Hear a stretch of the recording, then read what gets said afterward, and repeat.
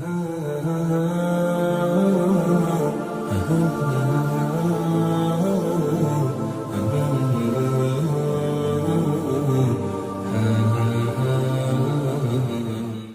اللہ الرحمن الرحیم الحمدللہ رب العالمین والعاقبۃ للمتقین والصلاۃ والسلام علی سید الانبیاء والمرسلین وعلی آلہ واصحابہ اجمعین، اما بعد فاعوذ باللہ من الشیطان الرجیم، بسم اللہ الرحمن الرحیم۔ قال اللہ تعالی فی القرآن المجید: ما کان محمد ابا احد من رجالکم ولکن رسول اللہ وخاتم النبیین وکان اللہ بکل شیء علیما۔ اللہم صلی علی سیدنا و مولانا محمد النبی الامی وعلی آلہ وسلم تسلیما۔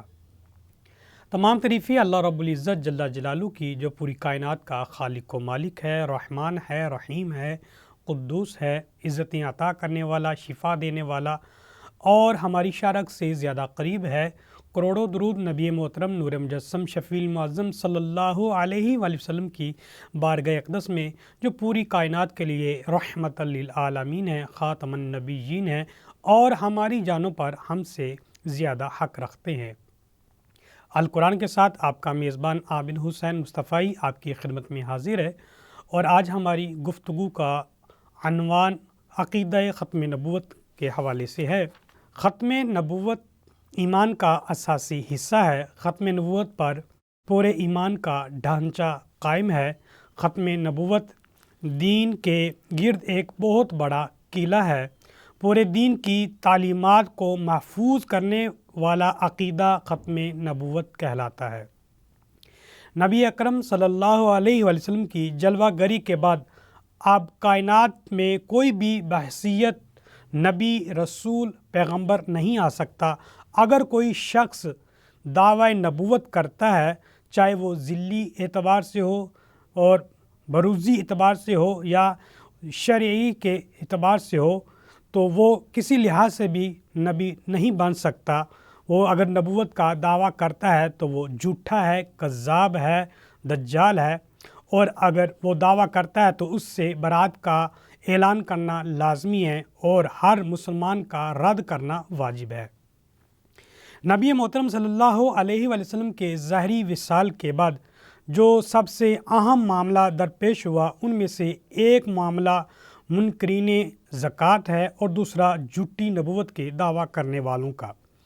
آپ اس بات سے اندازہ لگا سکتے ہیں کہ سیدنا ابوبکر صدیق رضی اللہ تعالی عنہ نے حضرت خالد بن ولید رضی اللہ تعالی عنہ کی سربراہی میں مسلمہ کذاب کے ساتھ جنگ کرنے کے لیے 24,000 کا لشکر بھیجا، اور تاریخ گواہ ہے، جسے جنگ یمامہ بھی کہتے ہیں۔ اس میں 1200 صحابہ کرام شہید ہوئے، جن میں 700 صحابہ ایسے تھے جو قاری قرآن تھے، حافظ قرآن تھے، اور مسلمہ کذاب کے جو افراد مارے گئے وہ 20,000 تھے۔ اگر ہم تاریخ کا مطالعہ کریں تو نبی اکرم صلی اللہ علیہ وآلہ وسلم نے جو جنگیں لڑی ہیں، ان میں اگر ٹوٹل شہداء دیکھا جائے تو ایک کم 260 بنتی ہیں، اور اس جنگ کے اندر 1200 صحابہ کرام کی شہادت یہ بتا رہی ہے کہ یہ کتنا اساسی معاملہ ہے، کتنا پیچیدہ معاملہ ہے۔ اس لحاظ سے اگر کوئی شخص دعوی نبوت کرتا ہے تو اس سے اعلان جنگ کرنا لازمی ہے، اور ہمارے اکابرین نے بھی اس معاملے میں بڑا اہم کردار ادا کیا ہے۔ اگر ہم تاریخ کا مطالعہ کریں تو 7 ستمبر 1974 میں دور حکومت ذوالفقار علی بھٹو میں یہ معاملہ پیش ہوا تھا، اور جو منکرین ختم نبوت تھے ان کے خلاف ایک قرارداد پیش کی گئی، جس کو تقریباً اب 50 سال گزر گئے ہیں، یعنی گولڈن جوبلی ہو چکی ہے۔ اس میں اکابرین نے بڑے اہم کردار ادا کیے، اور یہ قرارداد پیش کی پارلیمنٹ کے اندر، جس کو منظور کر دیا گیا، اور مسلمانوں کے جو ایمان ہے اس کو محفوظ کر دیا گیا، اور جو منکرین ختم نبوت ہے ان کے چہروں کو بے نقاب کیا۔ تو اس اعتبار سے بھی تمام مسلمان کو اس چیزوں کو دیکھنا چاہیے کہ ختم نبوت کا جو عقیدہ ہے یہ کتنا اہم ہے۔ نبی اکرم صلی اللہ علیہ وسلم کی ایک حدیث ہمیں ملتی ہے ترمذی شریف کی 2219 نمبر، نبی محترم صلی اللہ علیہ وسلم فرماتے ہیں سیکون فی امتی ثلاثون کذابون کلہم یزعم انہ نبی وانا خاتم النبیین لا نبی بعدی۔ فرماتے ہیں کہ میری امت میں 30 اشخاص ایسے ہوں گے جو نبوت کا دعویٰ کریں گے، اور ان میں سے ہر بندہ یہ گمان کرے گا کہ میں نبی ہوں، حالانکہ میں خاتم النبیین ہوں اور میرے بعد کوئی نبی نہیں آ سکتا۔ اس حدیث کے پیش نظر بھی ہمیں یہ بات نظر آتی ہے کہ کوئی بھی دعوی نبوت کرتا ہے تو اسے کذاب جاننا عقیدہ ختم نبوت کہلاتا ہے۔ اسی طرح ہمیں ایک بات بڑی اہم ملتی ہے کہ حضرت امام محمد بن سیرین رضی اللہ تعالیٰ کے پاس 2 اشخاص حاضر ہوئے اور انہوں نے کہا کہ ہم آپ کو حدیث سناتے ہیں۔ آپ نے انہیں خاموش رہنے کا کہا۔ پھر انہوں نے کہا کہ ہم آپ کو قرآن سناتے ہیں، تو آپ نے انہیں خاموش ہونے کا کہا اور جانے کا کہا۔ جب وہ چلے گئے تو آپ کے چاہنے والوں میں سے کسی نے کہا کہ آپ کے سامنے وہ قرآن کی بات کر رہے تھے، حدیث کی بات کر رہے تھے، اور آپ ان کی حدیث والی بات یا قرآن والی آیات کیوں نہیں سنی؟ تو آپ نے فرمایا کہ یہ بد مذہب ہیں، بد نظریہ اور بد عقیدہ لوگ ہیں، انہوں نے قرآن کی آیات پڑھ کر اس کا اپنی طرف سے من گھڑت تعویلات کرنی تھی۔ اس وجہ سے ہو سکتا ہے کہ اس میں کرنے کی وجہ سے میرے ایمان میں کمزوری پیش آ جاتی یا کوئی اس کے اندر شک پیدا ہو جاتا، تو میں نے اس لیے اس سے دوری اختیار کی۔ تو اس اعتبار سے بھی یہ دیکھنا چاہیے کہ وہ لوگ جو قرآن اور احادیث کی باتیں کرتے ہیں، اور آج کل سوشل میڈیا کا بھی زمانہ ہے اور ہر بندہ جس کا اپنا کام نہیں چلتا تو وہ قرآن و حدیث کو لے کر بیٹھ جاتا ہے، اور علماء کرام جن کو اللہ تعالیٰ کے پیارے نبی نے فرمایا کہ العلماء ورثۃ الانبیاء، ان کے اوپر بولنا شروع ہو جاتا ہے۔ تو اس اعتبار سے دیکھنا چاہیے کہ قرآن اور سنت کس سے سیکھنا چاہیے۔ تو ایک بات ہمیں نظر آتی ہے کہ جو رسول اللہ صلی اللہ علیہ وسلم سے محبت کرتا ہو اور ہر وہ چیز جو نبی سے نسبت رکھتی ہے اس کا ادب اور احترام کرنے والا ہو، اس سے قرآن اور سنت سیکھنی چاہیے۔ تو اس اعتبار سے بھی ہمیں دیکھنا ہے کہ وہ لوگ جو اس کی تعویلات غلط طریقے سے کرتے ہیں، اس میں اگر شک و شبہات پیدا ہو جائے یا دین سے متنفر ہونے کا شبہ داخل ہو، تو اس اعتبار سے ان لوگوں سے محفوظ رہنا چاہیے۔ اللہ تعالیٰ ہمیں ایمان کی حلاوت سے مالا مال فرمائے۔ اللہ تعالیٰ قرآن پاک کے اندر سورہ احزاب کی آیت نمبر 40 میں ارشاد فرماتا ہے ما کان محمد ابا احد من رجالکم ولکن رسول اللہ وخاتم النبیین۔ اے پیارے محمد صلی اللہ علیہ وآلہ وسلم، آپ مردوں میں سے کسی کے باپ نہیں ہیں، والد نہیں ہیں، لیکن اللہ کے رسول ہیں اور نبوت کو کمپلیٹ کرنے والے ہیں، ختم کرنے والے ہیں۔ وکان اللہ بکل شیء علیما، اور اللہ تبارک و تعالیٰ ہر چیز کا جاننے والا ہے۔ ختم یا خاتم یہ دونوں لفظ استعمال ہوتی ہیں جن کا معنی مکمل کرنا، پورا کرنا، اختتام کرنا، منقطع کرنا، مہر لگانا، ڈھانپنا وغیرہ استعمال ہوتے ہیں۔ جیسے ہم قرآن پاک کے اندر پڑھتے ہیں ختم اللہ علی قلوبہم وعلی سمعہم وعلی ابصارہم،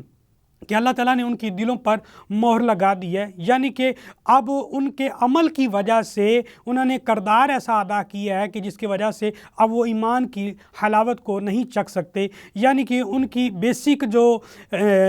گناہ تھا وہ یہ تھا کہ وہ نبی اکرم صلی اللہ علیہ وسلم کی بے حرمتی اور بے ادبی اور گستاخی کیا کرتے تھے۔ یہ اتنا بڑا گناہ ہے کہ جس کی وجہ سے اللہ تبارک و تعالیٰ ایمان کی دولت سے دور کر دیتا ہے۔ تو اس اعتبار سے ہمیں دیکھنا چاہیے کہ ختم نبوت جس کا قطعی طور پر قرآن پاک کے اندر بھی صراحتاً موجود ہے کہ اور تفصیل کے ساتھ موجود ہے کہ ختم نبوت کے حوالے سے عقیدہ کیا ہونا چاہیے اور کتنا پختہ ہونا چاہیے، یہ ایمان کے حصہ میں سے ایک حصہ ہے۔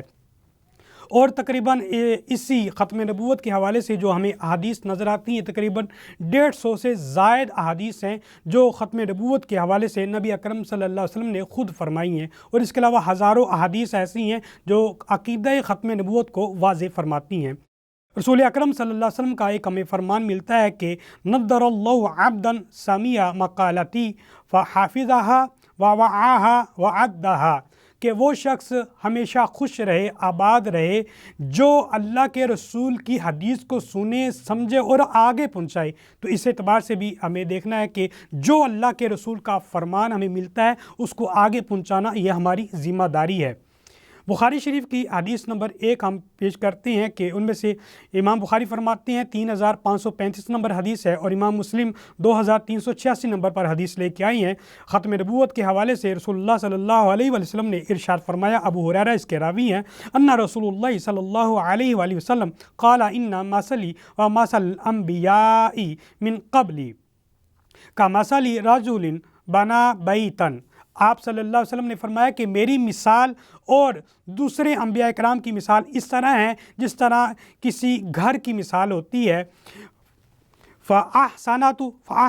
وَأَجْمَلَهُ، وہ گھر بہت ہی خوبصورت اور حسین و جمیل ہو، اس کے اندر جمال بھی ہو، اس کے اندر حسن بھی ہو، إِلَّا مَوْضِعَ لَبَنِينَةٍ مِّن زَوَايَا، فرمایا کہ اس گھر میں خوبصورتی انتہا کی ہو، لیکن ایک جگہ ایسی ہے جہاں پہ ایک اینٹ لگنے کی ضرورت ہے اور وہ خالی جگہ ہے، تو لوگ وہاں پہ جمع ہوتے ہیں۔ فَجَعَلَ النَّاسُ يَطُوفُونَ بِهِ وَيَعْجَبُونَ لَهُ، لوگ اس مکان کو دیکھتے ہیں، اس محل کو دیکھتے ہیں، اس کی خوبصورتی کو دیکھتے ہیں اور واہ واہ کر اٹھتے ہیں، کتنا خوبصورت ہے، کتنا دل نشین محل بنایا ہے، وہ ساری اس کی خوبصورتی کو دیکھتے ہیں۔ فَيَقُولُونَ هَلَّ وُضِعَتْ هَذِهِ الْلَبَنِينَ، تو کہتے ہیں کہ جب وہ وہاں پہنچتے ہیں جہاں پہ اینٹ کی گنجائش باقی ہے، وہاں پہ خالی جگہ ہے، تو اس کو دیکھتے ہیں تو وہاں پہ آر نظر آتا ہے، اس کی خوبصورتی میں ایک کمی نظر آتی ہے۔ تو اس وقت جب یہ معاملہ درپیش ہوتا ہے تو نبی محترم صلی اللہ علیہ وسلم فرماتے ہیں کہ وہ کہتے ہیں کہ اس محل کی خوبصورتی کو ایک اینٹ کی وجہ سے کمی پیدا ہو رہی ہے، اور آپ صلی اللہ علیہ وسلم نے فرمایا کہ قال فَأَنَا الْلَبَنِيُّ وَأَنَا خَاتَمُ النَّبِيِّينَ، وہ جو خالی جگہ ہے وہ اینٹ ہوں اور میں خاتم النبیون۔ اس حدیث کے اندر بھی ہمیں یہ بات واضح طور پر نظر آتی ہے کہ نبی محترم صلی اللہ علیہ وسلم آخری نبی ہے اور آپ کو آخری نبی ماننا ہی ایمان کا حصہ ہے۔ اور اسی طرح دوسری ہم حدیث پیش کرتے ہیں، مسلم شریف کی 119 نمبر حدیث ہے، ان رسول اللہ صلی اللہ علیہ وآلہ وسلم قال فُضِّلْتُ عَلَى الْأَنْبِيَاءِ بِسِتٍّ،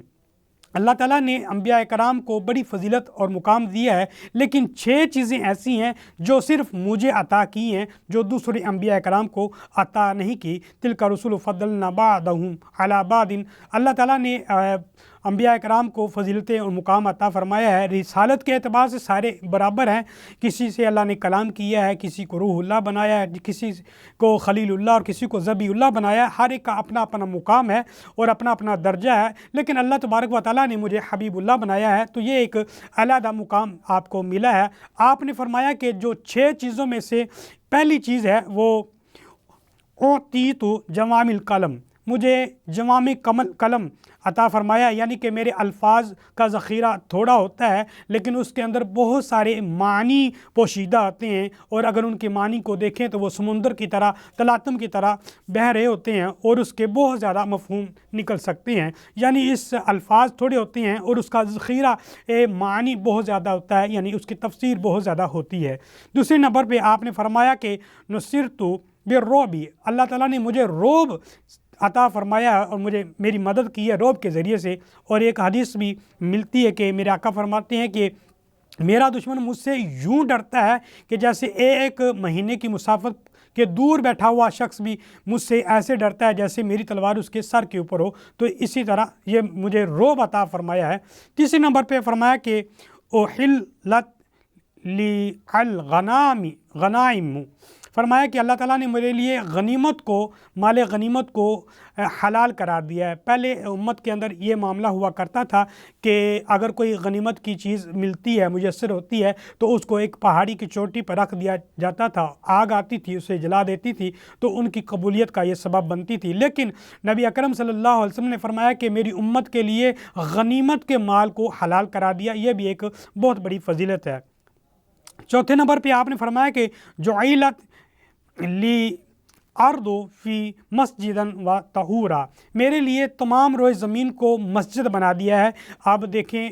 پہلی امت کے اندر یہ ہوتا تھا کہ ایک خاص جگہ مقرر کی جاتی تھی، عبادت گاہ مقرر کی جاتی تھی، وہیں آ کر ہی عبادت کرنا ضروری تھا، کسی اور جگہ پہ عبادت مقبول نہیں ہوتی تھی۔ لیکن امت مسلمہ کے لیے اللہ تبارک و تعالیٰ کا یہ احسان ہے کہ اگر دفتر میں ہے تو وہاں پہ نماز کا ٹائم ہو گیا تو وہاں پہ نماز ادا کر سکتا ہے، اگر کسی باغیچے کے اندر ہے وہاں پہ نماز ادا کرنا چاہے تو کر سکتا ہے، کسی دریا کے کنارے پر ہے تو وہاں پہ نماز کا وقت ہو گیا تو نماز ادا کر سکتا ہے۔ تو یہ آسانی مل گئی ہے، ان پوری روئے زمین جہاں بھی اگر موقع ملتا ہے تو وہاں پہ نماز ادا کر لے، کوئی 1000 میل سفر کرنے کی ضرورت نہیں ہے۔ تو یہ ایک بہت بڑی فضیلت ہے۔ 5ویں نمبر پہ آپ نے فرمایا کہ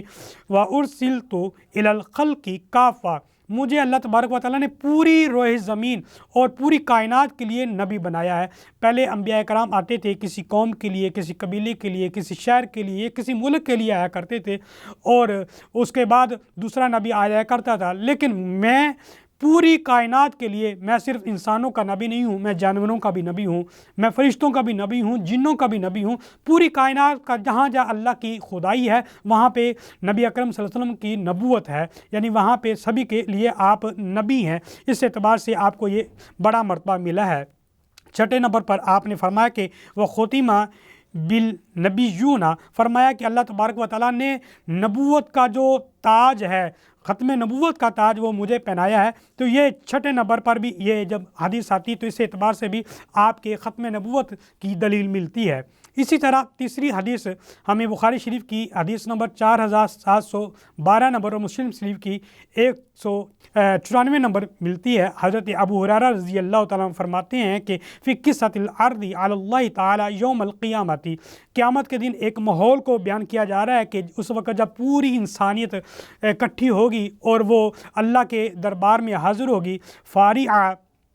ناس الی الانبیاء علیہم السلام قال علیہم السلام انا سید ولد آدم،